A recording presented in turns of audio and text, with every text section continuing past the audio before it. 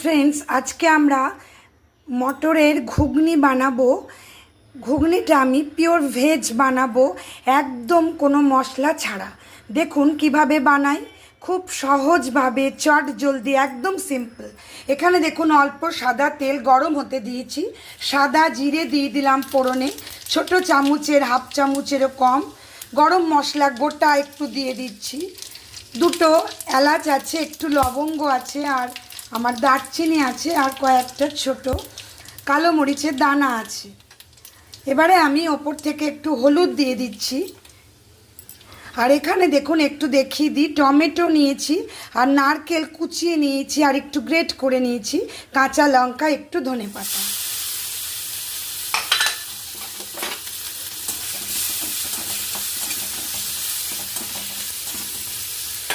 এবারে আমি স্বাদ মতো নুন দিয়ে দিচ্ছি, টমেটোটা দিলাম বলে। মটরটা নিয়ে একটু বলে দিই। মটরটা প্রথমে আমি ভিজিয়ে রেখেছিলাম 5 থেকে 6 ঘন্টা। তারপরে প্রায় 5-6টা সিটি দিয়েছি, দেখুন একদম নরম হয়ে গেছে। একটা আলুও দিয়েছিলাম, ভেতরে আমার একটা আলু দেওয়া আছে। এখানে দেখুন টমেটোটা আমাদের নরম হয়ে গেল। এবারে আমি জল শুদ্ধ মটরের দানাটা দিয়ে দিচ্ছি। আলুটা ভেঙে দিই। আমি কিন্তু গরম মশলার গুঁড়োও দেব না, কিচ্ছু দেব না। যে বন্ধুরা আমার একদম তেল মশলা কোনো কিছু পছন্দ করেন না, তাদের জন্যই আজকে আমার এই রেসিপি।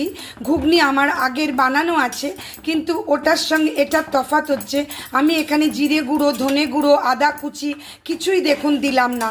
শুধু তেলের ওপরে জিরে ফোড়ন দিয়ে দিয়েছি, আর একটু গোটা গরম মশলা, আর টমেটো, আর একটু নারকেল কুচি। নারকেলটা থাকলে দেবেন, না থাকলে কোনো অসুবিধা নেই। ঘুগনিটা আমার প্রায় হয়েই এলো।